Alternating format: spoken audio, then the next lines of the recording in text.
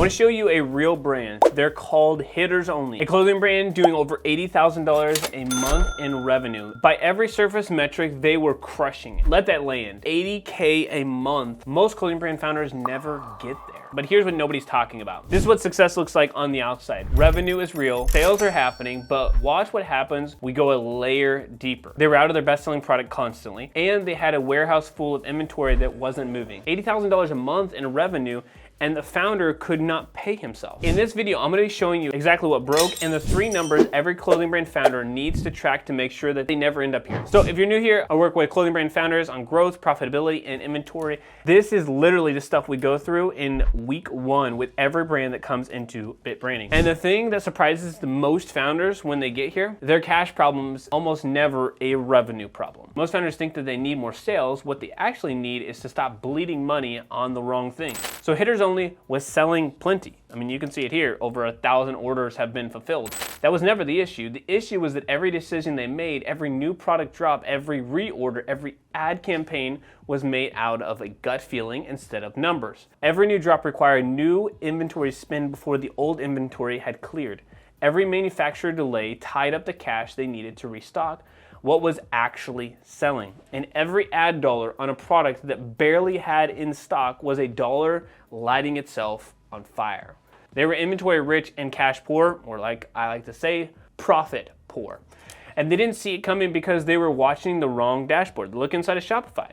Here's what I learned working with brands from $30K a month all the way to $250 to $1 million per month.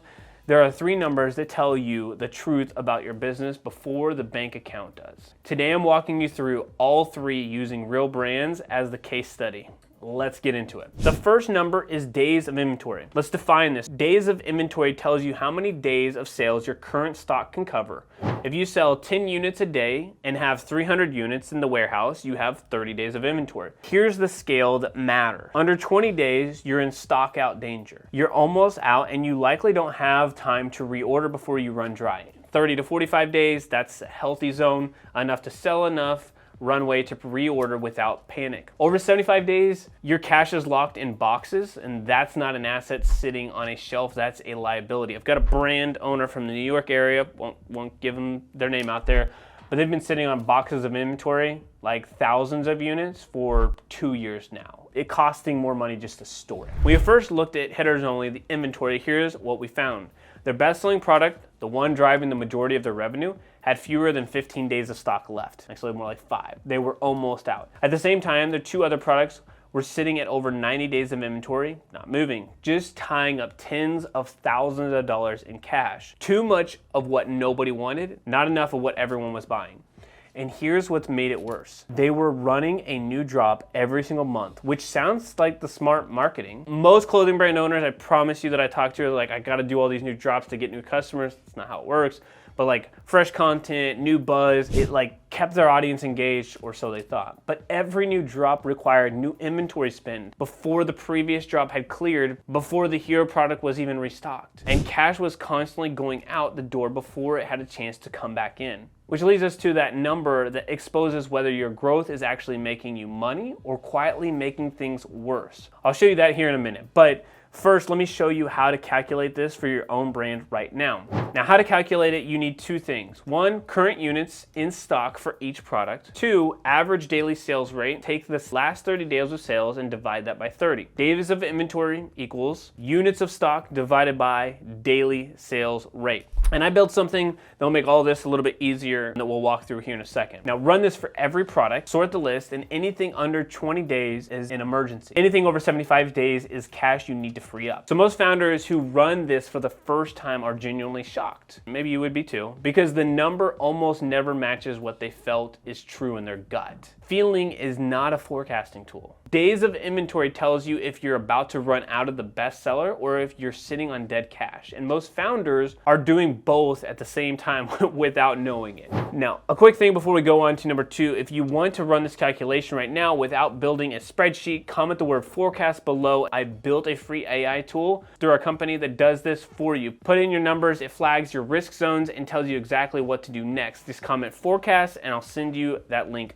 directly. Let me show you what this looks like too, because it will have different prompts, but essentially you can go over here and it says, It's an AI advisor for clothing brand founders to scale profitably, manage inventory, and forecast growth using our framework that we use for clothing brands. It will have different ones whenever you see this, but right now I did 1 million last year. How do I get to 2 million? And this is talking about scaling. If you're starting out from $0 or $10,000 a month, trying to get to 50 or 100, this will work here as well. It's going to ask you a series of questions. So what's your current AOV? What's your monthly ad spend? And MER, so marketing efficiency ratio. So it's basically revenue divided by ad spend. If you're not great at math, this will give you a lot of the answers and tell you exactly what to do. If you are a math wizard and love spreadsheets, then this is also very helpful, but I think it'll be less helpful than the ones who are like, I just want to avoid math. How many hero SKUs are driving most of your revenue? And keep it tight. Once I have that, I'll map out exactly how to get you to 2 million and whether your current setup can even support it. So for this, I'm gonna say, I basically gave it fake numbers so that we can actually see what this looks like. Metric summary. So last year, $1 million in revenue, average order value 80, 12,000 orders, ad performance. Here's my MER, unit economics. So MER, marketing efficiency ratio. Really, I want you to be above a 3. 4 is pretty healthy, higher, 5, 6, 7. Customer acquisition cost, that's what CAC stands for, revenue, COGS, cost of goods, shipping and fees, you already know that probably. Contribution margin, $20 per order, basically what you profit. It tells you here too, I had it break down super easy. So contribution margin equals margin minus all variable costs, COGS, shipping, fees, ad spend, etc. So we'll come back over to this. If you want this, just comment the word forecast and I'll send you the link over there directly. Number 2, contribution margin. So why most founders get this wrong, here's where it gets real. Most clothing brand founders track revenue. Some track profit, that's good. Almost none of them track contribution margin, and that is exactly why a good month can still feel like a bad month. So let's define that. Contribution margin is what's left from every sale after subtracting all the variable costs. Cost of goods, shipping, payment processing fees, and ad spend. It's the money that actually contributes to the covering your fixed costs and building real profit. This single number tells you whether scaling is making you richer or poorer, not revenue, not ROAS, contribution margin. So the formula here's the formula. Here's the pre-order breakdown. Revenue per order minus cost of goods, what you actually paid per unit, minus shipping, what it costs to get the customer acquisition cost, CAC, minus payment processing fees, typically 2.9% plus 30% roughly, minus CAC, so your customer acquisition cost, your ad spend divided by number of orders that the product generated equals contribution margin per order. If that number is positive, scaling increases profit. Every additional order makes you more money. If that number is negative, scaling increases losses. Every additional order costs you money. You are literally paying to lose. So here's what we found at Hitters Only when we ran the contribution margin per product. On their best-selling product, the contribution margin was positive and healthy. That product at their current price point and cost structure was genuinely making money. But on the newer drops, they were actively running ads to launch, contribution margin was negative. They were spending more to acquire a customer than they were making on the sale. They were running ads to lose money, not because they were bad at marketing, because nobody had done the math first. And because they were spending ad budget across multiple new drops at once, no single product was getting enough spend to optimize. Everything was mediocre. Nothing was great. And honestly, I talked about this in a previous video. It's the reason why we created a full funnel that was more general, selling the best selling products, and that's why it has the highest return on ad spend or the highest return and contribution profit, is because it was going after individual drops. Now, when we pulled all ad spend back to the one product with a positive contribution margin, their MER, so the marketing efficiency ratio, jumped within 2 weeks. That's kind of a blended return, if you will, across the board, but basically how powerful is your marketing? MER, again, marketing efficiency ratio, is the total revenue divided by the total ad spend. So a 3.0 MER means every dollar in ads brings back $3 in revenue. Below 2.5 is kind of the danger zone unless you have crazy good margins, but I don't even want to be there. Between 4 and 7 is where we like to be with all the brands we work with. That's a strong place to be. The same pattern at any means necessary. Here's what makes this so important to understand. This isn't a hitters only problem. This is a pattern. So any means necessary is a brand doing about 150, 250K a month. It's significantly larger. Different product, different audience, same exact mistake. They had a hero product that kept selling out. Demand was there. Customers wanted it. But instead of doubling down on restocking and scaling that one product, they kept pushing new drops. Honestly, they did new drops, new partnerships, a lot of cool stuff, a lot of revenue coming in, but every drop felt like momentum.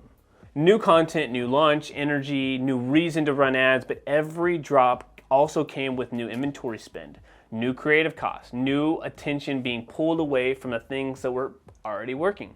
The hero product was selling out because it was genuinely great. The new drops were bleeding cash because they hadn't earned the right to get a lot of ad spend. Any means necessary is in the process of fixing this now, simplifying back to the hero product, rebuilding cash position, and treating new drops as something you earn the right to launch, not a default strategy. But these are two different brands, two different revenue levels, and the identical root cause. New drops feel like growth. They're often just expensive distractions from things that are already working. So how do you know which product is actually the one worth doubling down on? That's exactly what the third number tells you. But first, here's how to run a contribution margin calculation for your brand right now. How to calculate it: take your last 30 days of orders, pick your top 3 products by revenue. Each one build the per order math. So average order value minus landed COGS, cost of goods, what you paid per unit, including freight from the manufacturer, minus outbound shipping costs, minus payment fees, minus CAC for that product, ad spend on that product divided by orders generated. So CAC, again, we kind of mentioned that already, but customer acquisition cost is what you spent in ads to acquire one paying customer, calculated per product. Most founders calculate blended CAC across everything. That hides which products are actually profitable. And it's why I go back to this GPT, because you can talk about it in the specifics of your brand. You got to do the math for each product. What you'll almost always find is one product is carrying the others. That's your hero product. And number 3 is exactly what to do with it. So the scaling rules, before we move on, write these down. Do not scale when contribution margin is negative. Do not scale when CAC is above break even. Do not scale when MER is below 3. Scaling a broken unit economics model does not fix it. It amplifies it, and every dollar you add accelerates to that problem. So I've worked with brands doing $500K a month to $1 million a month who were violating all 3 of those rules simultaneously and wondering why they had no cash. Revenue is not the same as profit, ever. Contribution margin is number 2. Know it per product before you spend another dollar on ads. Negative means fix it first. Positive means you have a green light. And we're about to show you how to fuel it properly. Let me tell you what happened after we fixed the numbers at Hitters Only. Within 60 days of simplifying one hero product, one traffic source, contribution margin positive, their cash position improved. Not because revenue spiked, because they stopped bleeding money on the wrong products. The founder told me the first time in 18 months he actually understood his own business. And that's what these numbers do. They make the invisible visible. Number 3 is the one that tells you exactly when to buy and how much, and it's a piece that almost every inventory crisis comes back to. Not having a system, just having a feeling. Before I get into number 3, I want to take 30 seconds for something. If you're watching this and thinking, I know my numbers are off, but I don't know where to start, we do a no-cost strategy call here at Bit Branding. We'll look at your actual numbers, revenue, margins, inventory position, and tell you exactly where the problem is and what to fix it. There's no cost, no obligation. All you have to do is check out the link in the description down below. Now, the link in the description, if you're at 30K per month or above and your revenue doesn't match what's in your bank account, that call is for you. I mean, even if you're a little bit lower, but the call takes 30, 45 minutes, and it could change the next 12 months of your business. Okay, so number 3, this is the one that builds the actual system. Why gut feel always fails. Here's how most clothing brand founders decide when to reorder. They look at their warehouse or their storage facility, and it looks low. They panic and place an order, or they wait too long, run out, lose 2 weeks of sales while the reorder is in transit, which could be a month, 2 months, and watch customers buy from someone else. Both scenarios are the same mistake, no system, just reactions. The reorder point formula. All right, let's define this. The reorder point is the specific inventory levels that automatically trigger a new order. When you hit this number, you place the order. No debate, no gut check, and numbers have never hurt anybody. So here's the reorder point. Daily sales rate times, multiply, supplier lead time in days plus safety stock. Again, this is all done in the GPT. It will give you this stuff, but read it out loud to you here. So daily sales rate, average units sold per day over the last 30 days. Supplier lead time, days from placing the order to stock arriving at your warehouse ready to ship. Not when it leaves their facility, when it lands at yours. Big mistake, because when it leaves their facility, that could be a while, especially if you don't do it by air. Safety stock, your buffer against demand spikes and supplier delays. For evergreen products with reliable suppliers, use 15%. For seasonal products or suppliers who've missed dates before, use 25%. So here's what hitters only reorder situation actually looked like before we built this system. Their Here product was selling roughly 25 units a day at the peak. Their manufacturer had 35-day lead time, longer than the average because of customization on this product. That means that the reorder trigger should have been sitting at around 875 units plus a 25% safety buffer for manufacturer inconsistency, bringing the real trigger point to just over 1,000 units. So anything below 1,000 units, when were they actually placing orders? When there was about 200 units. But then it was already too late. Stock was gone before the new order arrived and sales were lost and customers were gone. The math was never complicated. It just had never been written down. How much to order once you have your reorder point? The second question is how much to order? Start with your revenue forecast. So forecasted revenue equals ad spend times or multiplied by MER. Then work down from there. So number of orders equals forecasted revenue divided by average order value. Units equal number of orders multiplied by units per order. And again, add that 15 to 25% safety buffer on top of that. So for example, you're planning $15,000 in ad spend the next month. Your current MER is 4. Forecasted revenue is about 60,000. Your average order value is $75. That's 800 orders. Average of 1.2 units per order means you need about 960 units total. Now you add that 20% buffer and you order about 1,150 units. Something important to remember is when you increase ad spend, expect the MER to drop slightly. A 50% spend increase typically causes around a 10% MER decrease. Always forecast with the adjusted number, not your current MER. Overestimating revenue leads to over-ordering and cash problems of a different kind. It's a whole different ballgame. But again, I go back to this here and I just say that this formula, these things that I've been telling you, is inside of this GPT. You can get this. Just if you're not great at math, don't worry, most people aren't. You can use this, that's why I created it. This is the difference between founders who always seem to have product and founders who have always out. One group has a system, the other group has a feeling. Now, the cash runway check, okay? Before you place any inventory order, run one final check. Call this the cash runway check. Your current cash balance divided by daily net burn. Daily net burn is your monthly fixed costs plus monthly inventory purchases minus your monthly contribution margin divided by 30. If your cash runway is under 60 days, reorder conservatively. Protect the cash first. A smaller order placed on time is always better than a perfect order that drains your account and leaves you unable to run ads. You probably have never been there, but you can always follow up with a second order. You cannot undo an order that breaks your cash position. Being in stock is better than being out of stock, but only when your cash runway gives you room. If cash is tight, that constraint comes first, always. Number 3 is the inventory forecast, a reorder point built for real sales velocity and a lead time, an order quantity built from your revenue forecast. A cash runway check before you pull the trigger. This is the system that replaces that gut feeling. You've got to get rid of that. So let's go back to where we started. Hitters only, $80,000 a month out of their best product warehouse, full of slow movers. Founder couldn't pay himself. Any means necessary, 150, 250K a month. Hero product constantly selling out, new drops bleeding cash, same invisible problem at twice the revenue. Here's what changes when you know the three numbers. Days of inventory, you stop running out of what's selling and stop overbuying what isn't. Contribution margin, you stop spending ad dollars on products that are losing money per order.